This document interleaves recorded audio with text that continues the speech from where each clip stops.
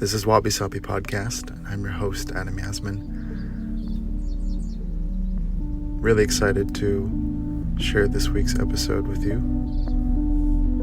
And I'm currently on the road in an RV with my family, heading across the United States for the first time ever. Coming back to Los Angeles next month, driving all the way to the East Coast and back.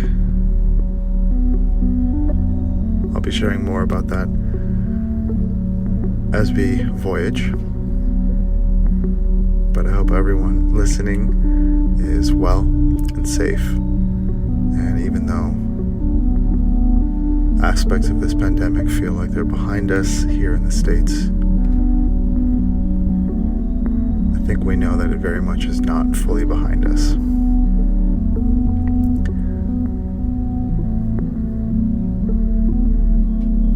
So this week I had the honor and privilege to speak with my friend Ben Nobuto in the UK.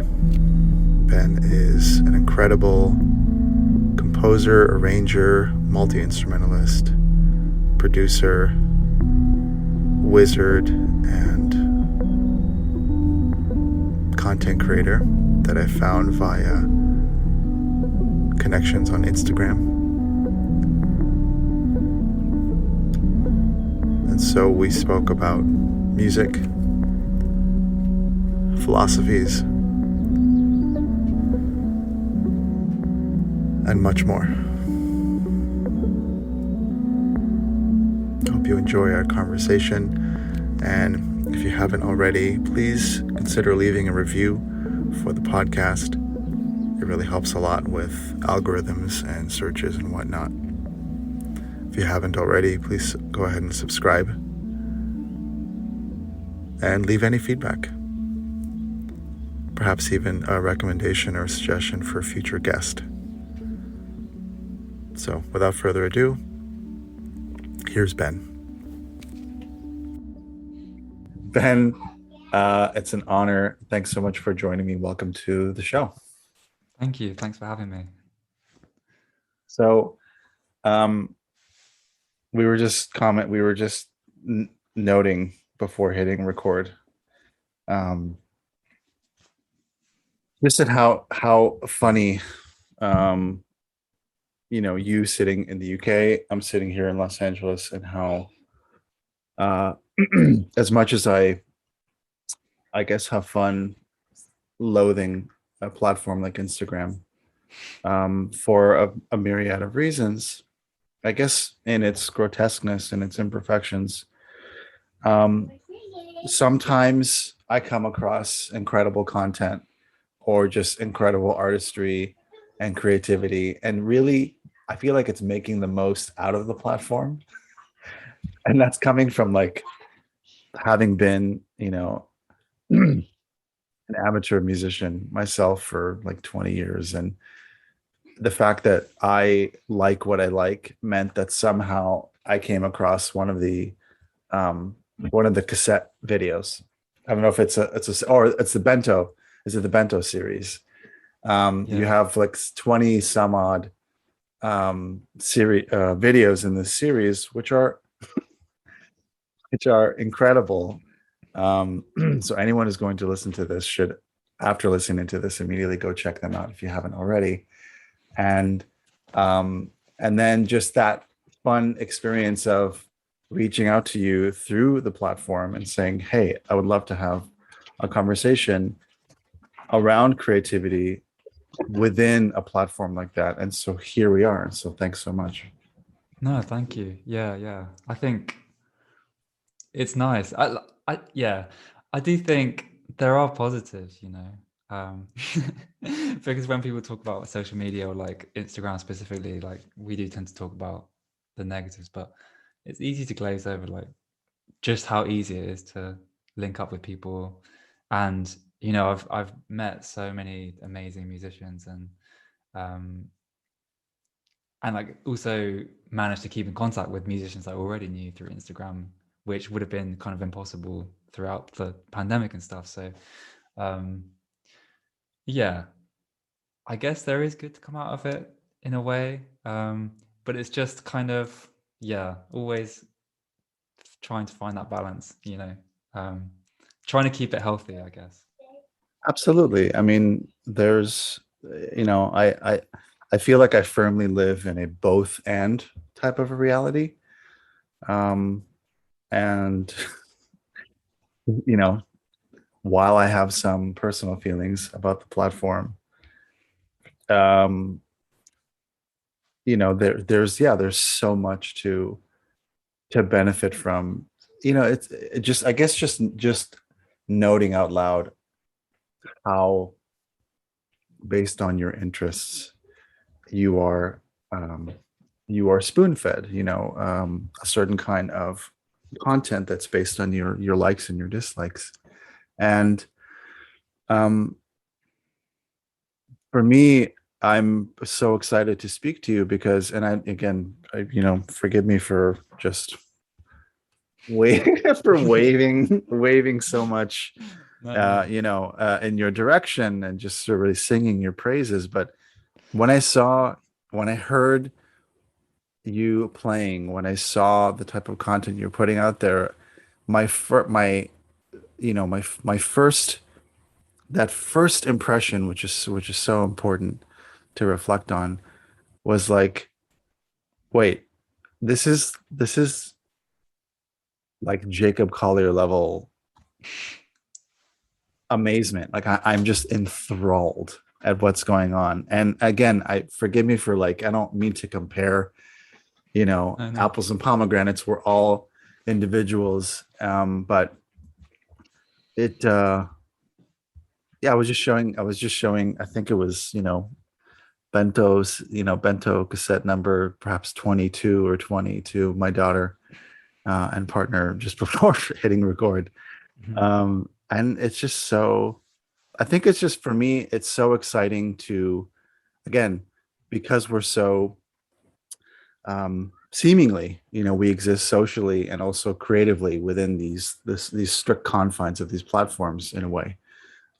It's so exciting to experience, like, something I never thought was possible within a 60-second video or a 30-second video. Um, what is, if you can begin to, before going into like your personal story and your background, um,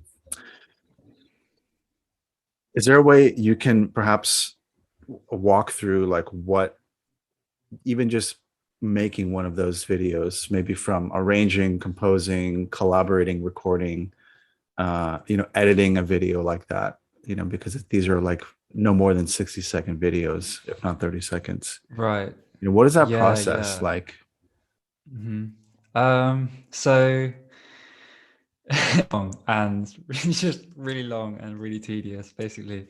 But so the first couple, there's about 24 now or something, or 23. But the first five, I think, were just by myself because I'd never done anything with videos before. Um, I'd never even really like used Instagram. I was like on it, but like barely used it at all. Um, so I was just kind of like, testing the waters kind of thing. So I used Logic and I just wrote these really quick little beats. And my whole ethos of this thing was like, it's only 60 seconds, but let's use that to our advantage and try and pack in as much stuff as possible, really kind of go like maximalist saturation, because that's what Instagram is, right? It's like everything all at once. So I'm just going to try and have that in musical form. Um, so like every genre I can think of, every style, every like groove, or just throw it all in there and see if I can make it work. And if it doesn't, it's fine because it's just an Instagram video. But yeah, anyway, so um, I guess the writing of the music takes a few days, like recording the instruments, playing, piano or whatever. And then initially the video part was actually really, really quick because if you see the earlier ones, it's really kind of primitive. It's just like, the camera on me, I'm playing my instrument. Like a That's it. selfie video or something. Yeah. Yeah, exactly. Yeah. And then like as they start to go on, I started to collaborate with other people, and I started to get more and more. I think, I don't know, maybe around after the 10th one, and like towards the 15 to 20, like I started to get really focused on the video, as like I can really incorporate this into the process and Yep. communicate something very special, that you can't do with just audio. Yep. Um, and because Instagram is like primarily a visual platform anyway, right? Yep. It makes sense to do that. So the ones I do now, the more recent ones, like the video actually takes up like 70% of the Yep. the making. And it's all kind of like me sitting around trying to figure out how best to like visually tell the story that the music is doing. So I don't know, I have a lot of like video game kind of things, or Hmm. little like things like levers that are pulling, or I don't know, loading bars, or just all these kind of like visual sort of storytelling devices that I think, okay, what's the music doing? How should I match that? How can I kind of make it accessible? Yeah. It's so, I mean, it's so brilliant because it also is like, I don't know if you're familiar with Cornelius, the Yes. musician, and just the level of visual storytelling that is portrayed in his music videos. I mean, it's like within that level of like how like it's not how did you create it? It's just like it's so, to me it's so amazing how it's all woven together in this amazing fabric. Uh Again, like within such a strict confine of like a 60-second container. So yeah, I mean, there's so much fun to, especially watching the evolution of them. I think I went backwards just because of Mhm. whenever it was delivered to me, either reposted by someone or just I just probably reposted by someone. I'll never remember who. That's the I guess the pseudo tragedy of existing within this sort of ping pong sort of social media space. But so yeah, I imagine that days, if not weeks, or possibly months, go into each one, or has there been this kind of like a kind of a flow or sort of a productivity cycle that you've been able to you know um, exist within from one video to the next? Um, yeah, I guess they are pretty. I mean, I say they take really long, but they never take more than maybe a week or like 2 weeks. Amazing. I think because it's so like this, the way this whole thing started was at the start of the lockdown, the first lockdown in the UK. I really wanted to make like a big, amazing album, because I haven't really released anything properly yet. And I just had this massive block, and I kept having these big expectations of myself, like this has to be the best thing ever. And then so I thought, in the meantime, I'm just gonna make these silly little videos that I can just kind of channel all my kind of excess energy into and ideas into. And the whole point is that they don't really matter. So whenever I feel like I'm kind of stuck on making these videos, I'm always kind of have to remind myself that it's just an Instagram video. Like it really doesn't, like it's so inconsequential. It's literally supposed to be superficial. Yeah. So that sort of keeps me like going. It's just like you keep going with like the ideas, like the first ideas that come into your mind, you just run with them. And so yeah, I try to keep the sort of workflow very quick. Yeah, I think if you overthink it, then I don't know. It doesn't really work because the way that the audience is engaging with it is very like Touch and go. Yeah. right, yeah. So you have to kind of tap into that energy by just also being like very touch and go, I guess. It's amazing because it has it feels like it was delivered as a sort of stream of conscious type of improvisation and that kind of playfulness, like again, like weaving in the video game aspects, because like having grown up with like Sonic the Hedgehog and like all those like 8 and 16-bit games myself, and I feel like yeah, again, it's just amazing how it touches on so, so many fun, um, so many fun and like relatable aspects, even though it's such as a, I mean, as a composition, both audio and visual, like it's, beautifully complex just to appreciate it from afar. Um, Mhm. so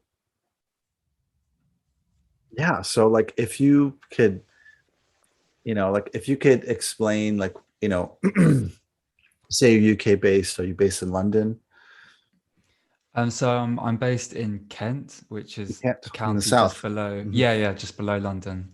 Which Cool. is it's only like 30 minutes train ride into Hmm. London. So it's very just, I don't know, lots of countryside, very green. But it's nice that I have access into London, so I can kind of go in there when I need Dip to in and dip see. out. Yeah, Hmm. exactly. It sort of feels like you're kind of diving underwater when you go into London. Yeah, And I sort of get all the resources that I need, and then I quickly come back up for air when I go back down to sure, Kent. sure. Um, I don't know. It's funny. I just feel like much more grounded and calm when I get home, like when I come off the train. Yeah. Um, but yeah, so I've been living. So I graduated from university like a few years ago, and then I've Hmm. just been living at home in my parents' house, just working on music and doing a bit of like tuition as well. And yeah, it's been really nice. I'm hoping to move out, like hopefully to London soon. Um, Hmm. but for now, this is like I've got a sort of a process, Hmm. and I'm kind of used to the environment here. And it kind of works for now, so I'm happy. Yeah. Yeah. I mean, the beauty of home, right? Hmm. Um, how it could be so both nourishing and encouraging and also like spacious. Like it's just based on, just relationships, parents, communication, resources, what's around, whatnot. So I take it you studied music in uni. Yeah, I did. So I did my undergrad in music. That was just what it was called, and it was like very Hmm. broad. A lot of like essay writing, theory. Is quite academic and dry, and there actually wasn't that much playing, um, and obviously composition as well, which was like my main interest. And then I did my master's degree in composition, which was amazing. It was like all I've ever wanted to do, just in one degree. They were just like, go away, write stuff, come back, get it performed all year, which was like heaven. Hmm. Yeah, yeah. Um, so I feel like I got quite a good like grounding in terms of all of the kind of musical knowledge that I have now. But then at the time, I was still kind of developing my own voice, and I didn't really know exactly. I mean, I still don't. Obviously, I still don't know the kind of music that I want to make. Do But we ever? Yeah. yeah, exactly. But so coming out of uni, it was like this. Okay, I've got all this sort of background information. How do I kind of put it to use? Towards something like music that I actually want to make. And then yeah, so with Instagram and like the bento beats, I kind of spotted a little avenue where I could kind of channel some of that energy. Um, so yeah, yeah. And I mean, wow, that's great. I mean, it's. I imagine that perhaps in the bachelor's degree that um, from a musical training, from an overview perspective, that I'm assuming there's a lot of classical, an Mhm. emphasis on classical versus contemporary. Yeah, yeah. It was I mean, looking back now, it was really, really cool. Like we were studying medieval music, Renaissance music, Like Baroque stuff. yeah, Baroque. Hmm. Like even before that, actually, Mm. like sort of Gregorian chant kind of stuff, and motets from like the 14th century, and how Mm. all of these, yeah, just really, really old music, basically, and then slowly how the music grows and becomes like more complex over the years, and it's mostly church music that we were doing. And it's really funny because every decade or so there's like a sort of a meeting, by the sort of the church people. I think it's called the Council of Trent or something, and they discuss all Mm. these like religious matters. And then on the agenda every time is like music, and they're always saying, music nowadays, it's gone too far. Like, it's, composers are making it too complex. We can't hear the words.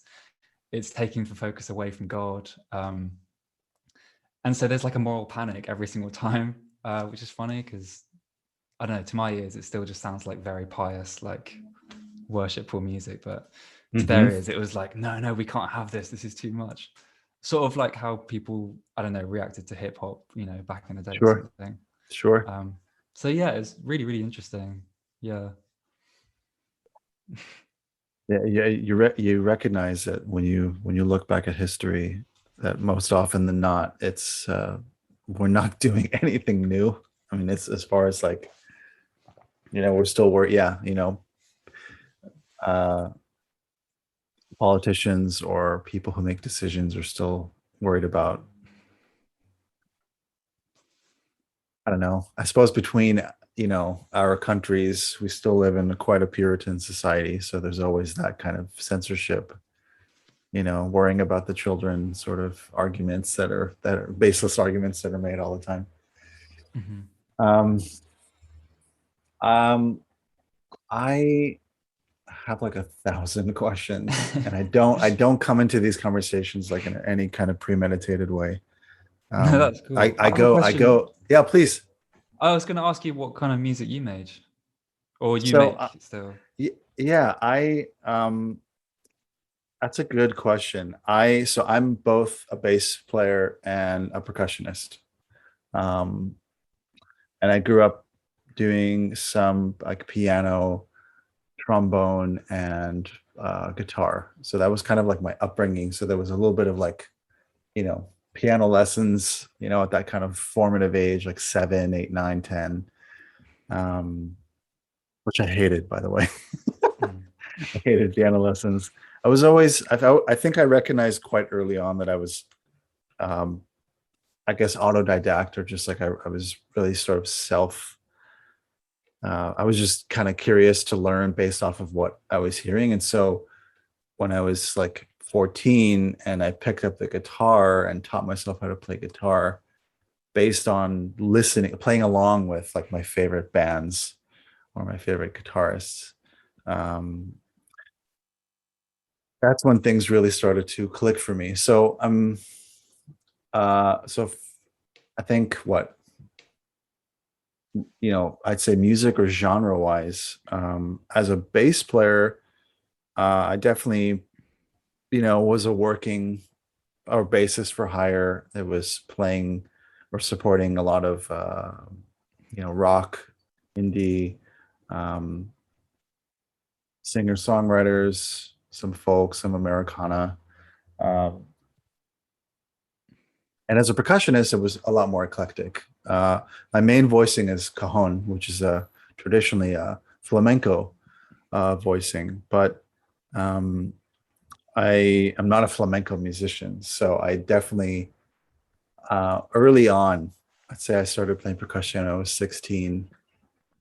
I'm now 37, so it's been quite a while of exploring certain rhythmic voicings, and then finding like where I'm always moving, like kind of not resting. That's not a good word.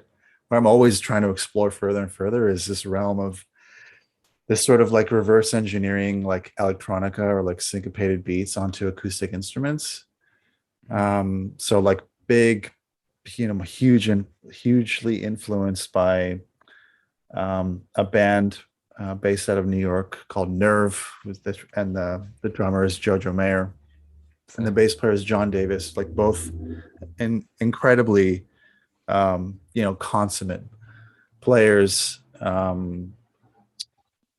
Yeah, just super inspired by them, both as a bassist and as a percussionist. So like if I'm exploring anything as a bass player, it's essentially modular synth through just this kind of voicing.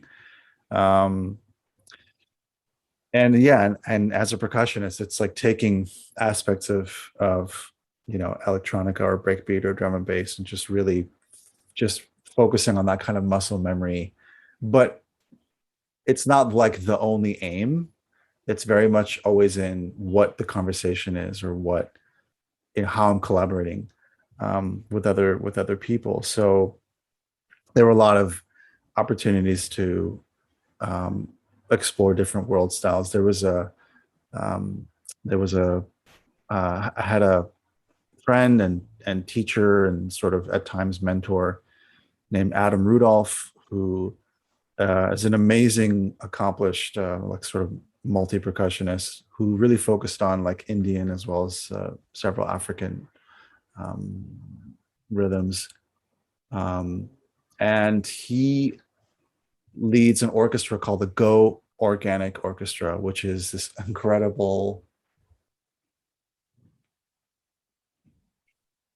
or like just like almost like a chamber, I guess chamber size. I don't know what the right number, what the appropriate number is, but let's say it's between 20 to 30 musicians. We're talking rhythm, reeds, brass, sometimes strings, depending on who's available, who's in town. And he developed a improvisational notation to explore as an arranger and composer. Got it? Perhaps maybe I can send you a video Yeah, where you can please just do. see some examples of that. It was it was really amazing to have seen at a really impressionable time, and then also to again reach out and to ask and to join. There were times where I joined, I'd say about maybe 2008, between 2008 and 2016.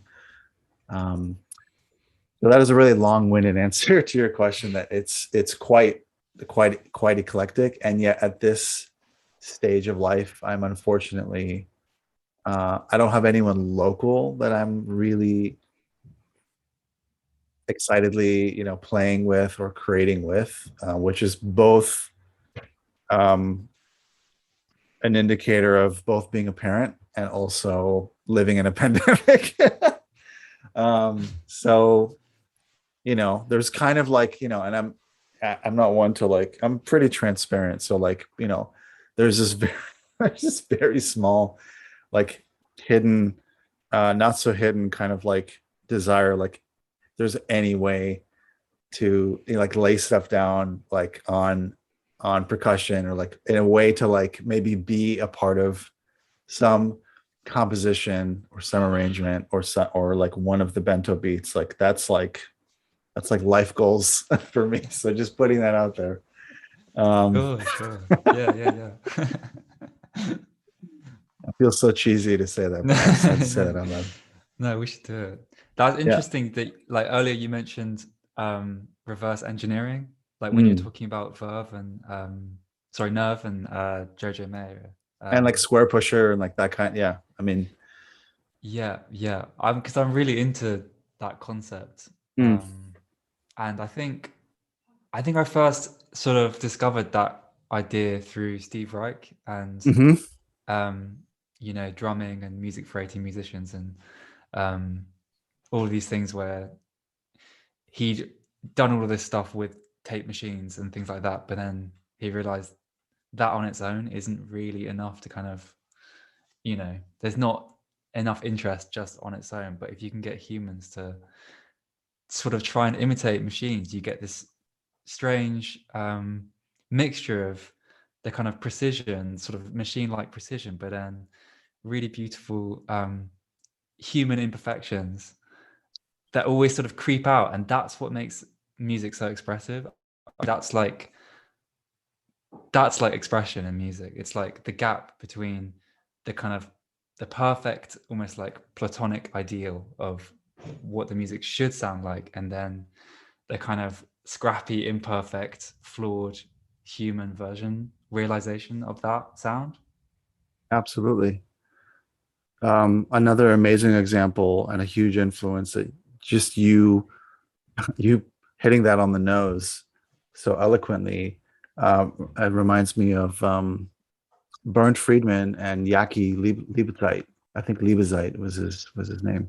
He was so Yaki was the original drummer of Can, uh, and I wasn't really familiar with Can as a band. I mean, in terms of krautrock, but I'd been a fan of Bernd Friedman, and they're both German German players and composers and arrangers. And Bernd Friedman has he developed a series of albums called Secret Rhythms with Yaki in his later years. So Yaki had just passed maybe 3 or 4 years ago. He was, I think, in his like late 70s, which is really unfortunate. But they had a series of like five or so albums together, the Secret Rhythm volume series. And like it's so formative at such a unique point in my life because Yaki's playing was so metronomic and so trance like. Um, and it was also so like hyper minimal that the space between beats or like some the way that he played, you know, and he had this sort of like different kind of he was a drummer, but he had this strange different kind of drum set where it wasn't this standard, foot pedal this and kick, and it was all hand and arm oriented. So there was no foot powered drumming, perhaps maybe other than just holding a hi-hat or something. But um yes, I mean again, that series of albums was exploring at times like what I understand to be some Japanese rhythmic concepts. I mean, again, from just taking sort of a multicultural perspective on rhythms and sort of throwing them into this stew. And just, yeah, I mean, it's all instrumental, and yet, yeah, just it's, I mean, again, so deep. Bernd Friedman focusing on um, electronics and processing and keyboards, and then Yaki just doing drums. And it was just, again, it was just so minimal and yet so profoundly deep. Again, I just got to send you some of that stuff as well. Yeah, But do yeah. but just again, just to comment on um, where you highlight imperfections again just from the perspective of this subject that we're on now of reverse engineering electronic music. Like, you know we are humans, having listened to electronic music now for decades, what, 40, 50, 60 years, and being so deeply moved by it that we then play um, as though we are machines, right? We're playing machine created beats. It's just so, I don't know. It's both like so beautiful and also like strangely, I don't know, strangely kind of what's the word? I don't have the word. It'll come to me later, but I You mean to appreciate. say do you mean to say it's like sad in a way, or Well, it's not sad because, I think again, I when it comes to, drum machines and electronica and drum and bass, I've definitely like heard from people who have this like, there's almost like there's like a politicization of everything, right? Which breakfast cereal do you eat has become politicized. So like what, there's people who are like, oh, drum machines have no soul, electronic is boring, house music is fucking shit. And it's like, no, you're not. I don't have you. Are you listening to anything? Like, some of it is so tasteful, some of it is so eclectic, some of it is so is iconic, some of it is historic. Obviously, I remember seeing years ago a YouTube video that explained, up until that point of having enjoyed drum and bass for years, I didn't know that drum and bass was birthed by the amen break. It didn't occur to me. And so this video was exploring like how the amen break, which was, again, I can't even remember the name of the band No, who who yeah, neither. right? It's like there's a there's a band in the late 60s, like a funk, like a funk jazz band. It's a shame. And now it's sad that I can't remember the band's name, but they had a song. And in this song, which again is sad that I can't remember, they had this one drum break that was like 13 seconds long. And that drum break is what was sampled as known as the Amen break. And we have entire genres or subgenres of electronica, and entire years long, campaign advertisement campaigns and video game compositions and movies and all kinds of narrative storytelling that are like an octopus or like a squid, just encompass so many aspects of life because of this one drum break from a Yeah. song from 50 years ago. It is that kind of fractalization of reality that is, again, to look at it from a macro perspective is like, wow, how imperfect and beautiful and kind of wabi-sabi, and yet it's also been made so complex by the fact that we've recycled it, in so many instances over the years, over the decades. Yeah, yeah, totally. I mean, I feel I don't know if that the drummer ever got recognition. Did Exactly, he? exactly. Or do you I don't, what, I feel like I don't want to, I know? don't want to get out of the Zoom call, but like, maybe we'll have a follow-up conversation where we just focus on, drum and bass and the Ahmed break. Yeah. But it's just amazing to, again, like, if you don't know, you don't know if you don't know. But once you know these, profound little bits of information, just what implications that has, just like, again, on the genre itself, on music making, on human emotion, on the fact that, again, like, I'm a huge Square Pusher um admirer. And like, yeah, I think early on in his career he really did focus on, like most other musicians, of his ilk, really focused on taking the amen break and doing everything you can with it to not only to explore it as a realm, right, but also to excuse me, stand apart and express yourself, from one beat maker to the other. um I wonder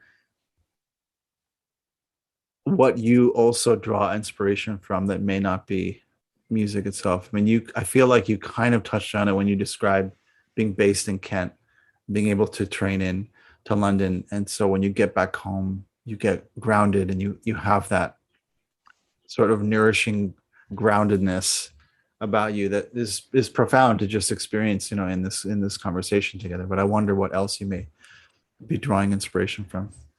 Yeah, um I think a lot of this stuff works subconsciously, Mm.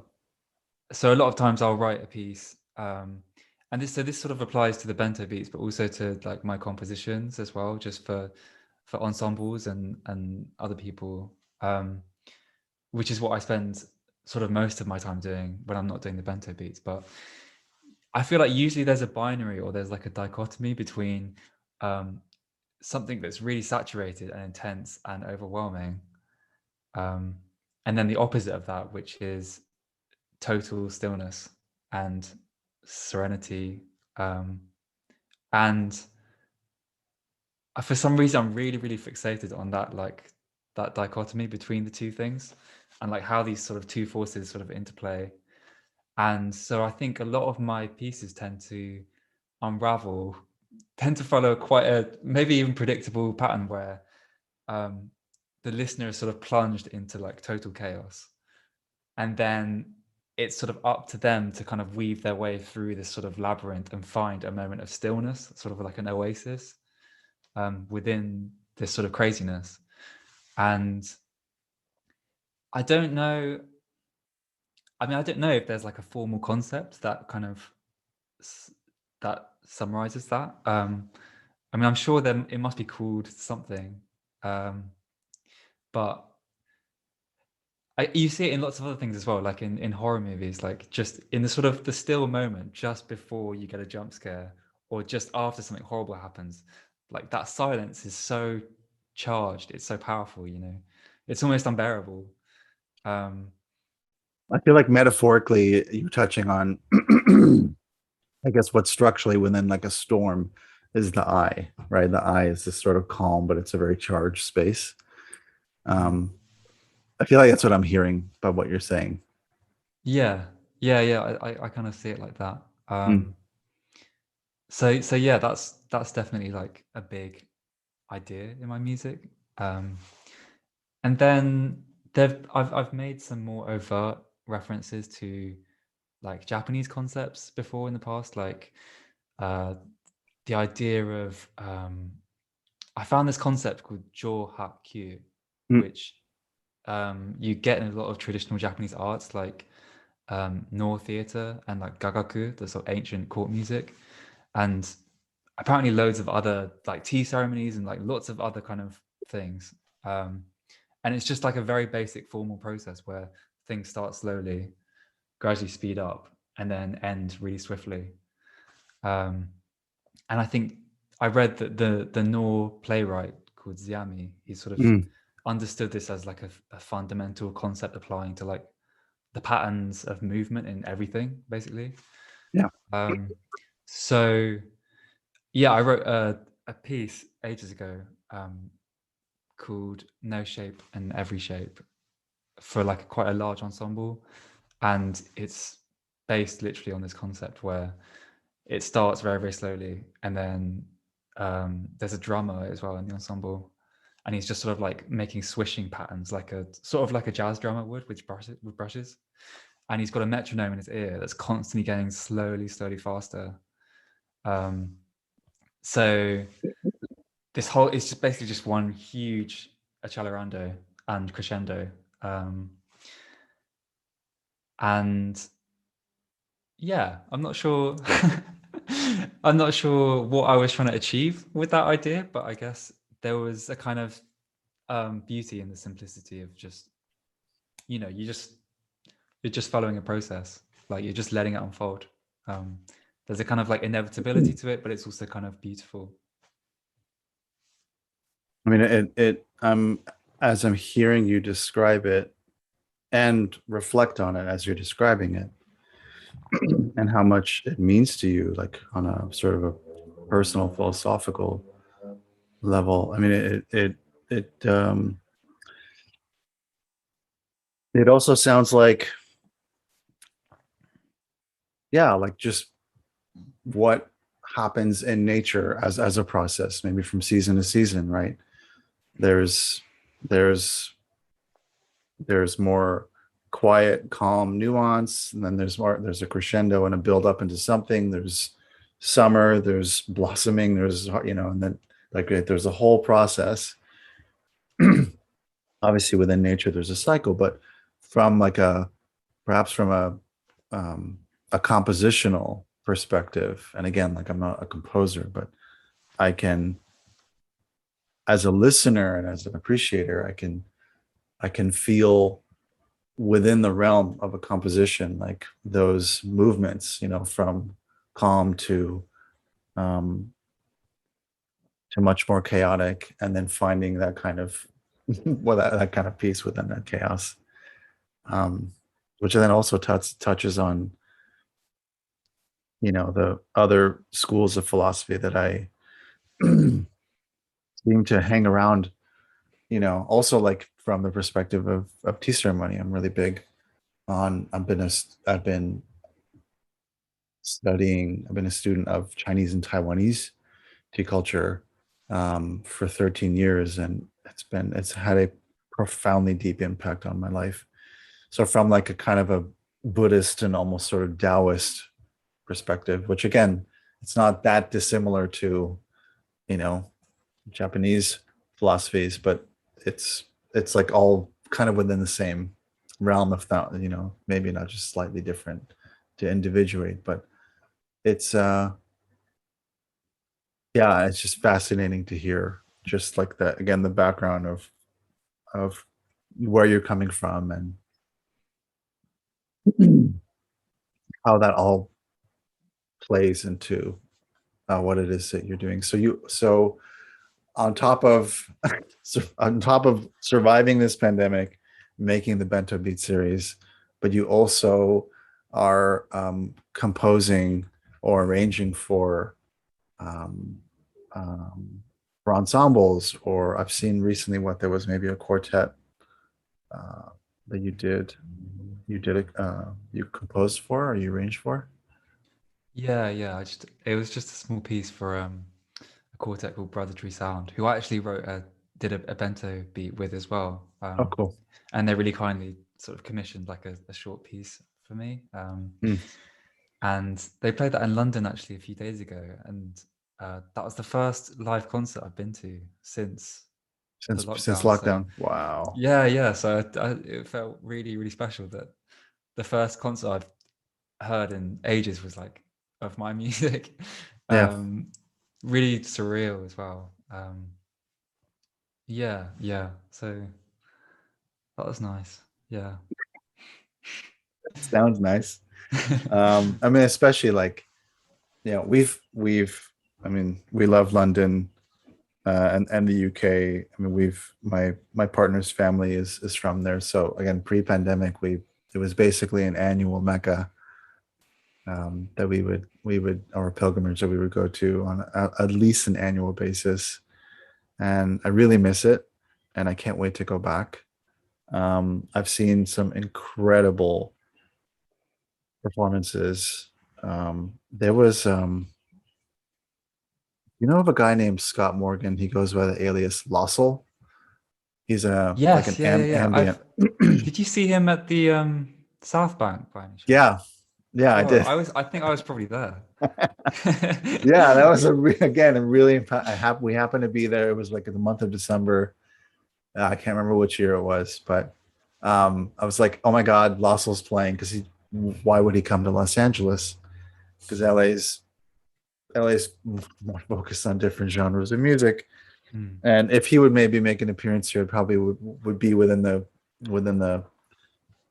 template of a festival or something. But so to be able to go to South Bank Center, which I've heard so much about, and just to be, you know, just to be able to absorb a performance and an experience like that, you know, is very unique as a performance. And again, because it didn't really dawn on me, having listened to him for years, that his music is quite visual. So having that visual component felt so important to his compositions. And yeah, I'm so glad that that sounds like you were at that show too. Yeah, that's funny. That's so funny. Cool. um, Cool. nice, yeah. So I'm not sure what's going on. If you want to touch on for a moment what's going on in the UK with you're sort of on your third or fourth lockdown. It sounds like it's hopefully going to end at the end of July, maybe perhaps the top of August. How's that going? Yeah, I think, yeah. So I think things are kind of opening up. I think everyone's kind of getting ready to Done. like have Mhm. summer. Yeah, done. But then I don't know. At the same time, I'm seeing these like very ominous sounding headlines about a new strain. Mhm. And but but I'm literally just trying not to think about it by this point because I'm so done. I'm so done with it. I can't And I think imagine. everyone is. Yeah. So yeah, we'll see. We'll see. But you know, like I feel like if lockdown did happen again, I guess mentally, you know, having gone through the last couple, it's like I know that I can still use these platforms to I can still connect with people. I think that's really important to bear in mind that Hmm. you can still actually be really, really active, like really productive, and um, and obviously I'm very like privileged. I haven't had to worry about. I'm not like a frontline worker or anything. Yeah, I don't have like health issues myself, so obviously, yeah, that's really really lucky. But yeah, yeah, we'll see, we'll see. we'll see. Absolutely. I'm curious to know um, if may perhaps like what kinds of projects you're working on now that you are looking forward to, at the rest of this year or perhaps into next year. Like you said, you were kind of working on an album, and that's what the Bento Beats turn into, or Yeah, so that's a really really ongoing mm, thing that basically I just want to make a really really good album, but I don't really know hmm what it's going to sound like. But I know that I want to have lots and lots of people involved, sort of like the Bento hmm Beats, hmm and something that kind of melds, my background in classical composition with sort of jazz and sort of, beats and drum and bass or like whatever, basically. And yeah, I mean, I don't know. I go through phases of being like really, really inspired and it's going to be the best thing ever. And then other times, yeah, I'm just not feeling it. But yeah, life. that's sort of, yeah, life. Yeah. Um, There's I'm doing a piece at the moment for a group called Manchester Collective, Mm. who are an ensemble based in Manchester, obviously, and they're doing a show at South Bank Centre in December. So yeah, I'm really really looking forward to that. It's called Heavy Metal. The concert is called Heavy Metal because it's got loads of percussion and crazy stuff. So I think that's going to be really really good. Amazing. Yeah. Yeah. Looking forward to it. Great. Um,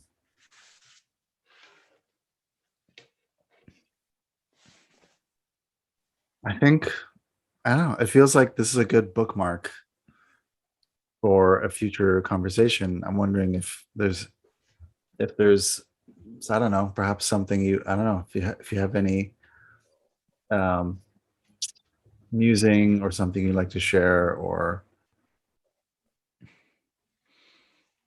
Yeah. I mean, just I actually wanted to ask you a little bit yeah, because you touched on the tea ceremony stuff that you've been yeah, doing for a long time. And we were talking about concepts in music that I've sort of drawn from other places like Japanese traditional arts and things like that. And I hmm was just wondering whether, you know, if there's stuff from the tea ceremony stuff that like concepts that you feel have kind of like bled into your real life, yeah. that you found useful at all, because that sounds, I don't know, that sounds really really interesting to me. It is, yeah. I mean, again, I wish you were like down the street. We could just sit for a session. But and by the way, there's fabulous people in London. I mean, just in the UK that be happy to connect you with if you wanted to explore that too. But um,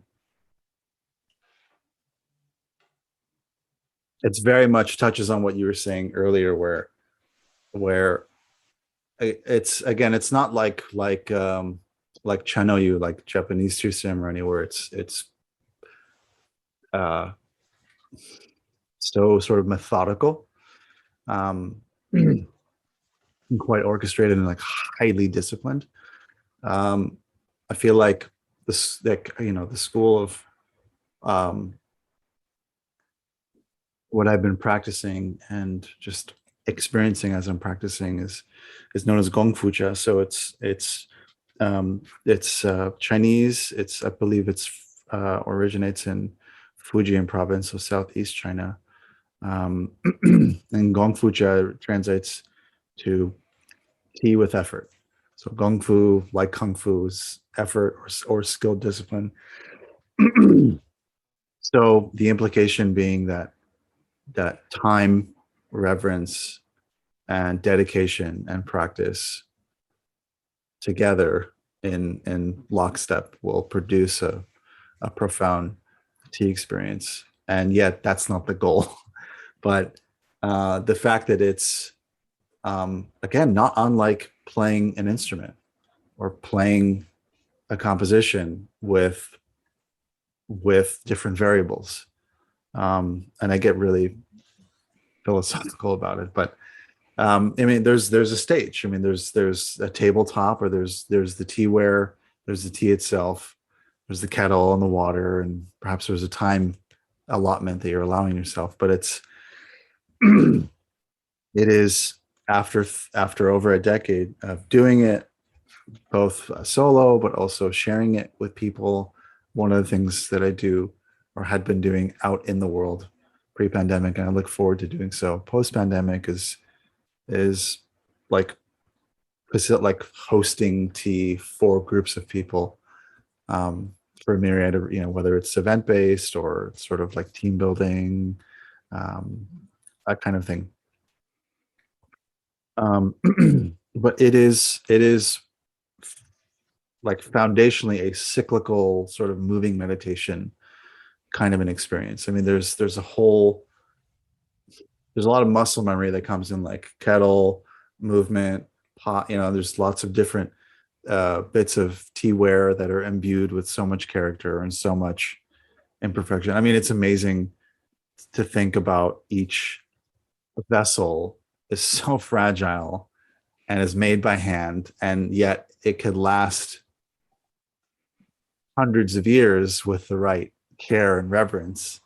So to have that kind of a relationship, like imbued with so much character, and just like something that's so simple as like a teapot or a cup or a bowl or a decanter, um, is really profound. So, so on the one hand, like caring so much for fragile things, um, is a really great life lesson, especially like in the face of living in this sort of hyper convenient reality where we just press a button and shit gets delivered to our door. So there's this sort of like wholesale unloading of like effort and doing or making, and again, not making from a place of like aiming for perfection, although yes, I mean, there are ceramicists and cobblers and people who fashion designers who make things, and yet making a cup of tea is, I feel like the tea is not so much the goal as much as it's like the byproduct of just being able to sit and be present to something. Um, there's an amazing book by I believe, a turn of the century, a Japanese economist who actually lectured in English here in the States. His name is Okakura Kakuzo, and he wrote a book called The Book of Tea, which is a foundational read, um, breaking down, these components, to Western audiences. And like one of yeah, like really the the first paragraph in the book is like he calls it teaism, and he kind of jokes that it's like a cult, but it's like a cult of like of I mean, tea is a cult, just like musicians are kind of cult members too. But he really kind of plays on it like it is a cult that is sort of worshiping the imperfect. I mean, about showing up to do something like prepare a cup of tea, and it's so simple. It's a leaves, water, and a vessel, but if you're not in the experience, then it could be lifeless. But there's so much life, and there's a lot of folklore and history, and obviously there's there's like global implications to tea culture as it exists in every country in the world. It's the second most imbibed beverage all over the world, next to water. So there's a lot to be said as to how, like, yeah, just for me personally, like how tea has profoundly altered my existence, I guess, both as a person, as a dad, as a partner, as a musician. um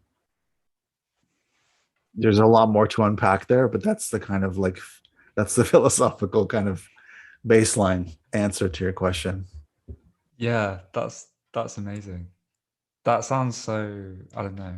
Yeah. like when you said just being present to something, and it doesn't even matter, like it doesn't necessarily matter what you're doing, but it's just Right. like going about your day and sort of, yeah. Well, it's the calm that, again, it's the calm in the storm, right? Mhm. There's everything else going on in modern life. And then there's like, I'm spending, I don't know, 30 minutes, maybe 60 minutes, maybe longer, maybe less, depending on what's available. Just focusing on that. It's like just that.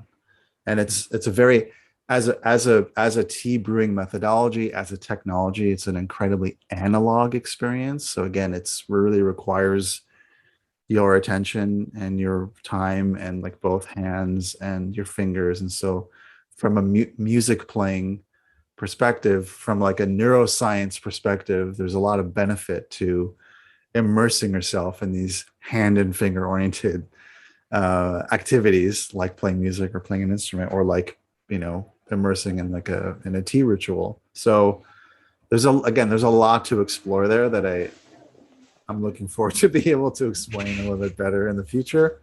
And yeah, and I again, like, I'll send you some people you should get in touch with. And whenever we next are in the UK, would love to just like sit down and have a session as well. That'd be so great. Oh yeah, that would be amazing. Yeah, yeah. Go to a gig as well or something. Yeah, Seems like we exactly. have nearly identical music tastes, so that's cool. Yeah, yeah, exactly. Um, Maybe we'll be at South Bank. yeah, Um, yeah, yeah. so amazing. I want to be respectful of time. I know it's night there, and I want to bookmark this conversation and be able to continue it either through here, through maybe through I also do, IG live conversations. Um, I guess hopefully to make it a bit more of a engaging experience so that other people can chime in and sort of ask questions as well. So I really, yeah, I'm so thankful for the time in the space and just the chance to get to know you. I really appreciate it. No, thank you, thank you. That was really, really nice. Thank you. Cool. Well, have a great rest of the weekend, and look forward to connecting with you soon. And I'll let you know when this episode will drop. Awesome. Cool. All right. Take care. All right. Cheers. See ya. Thanks. Bye bye.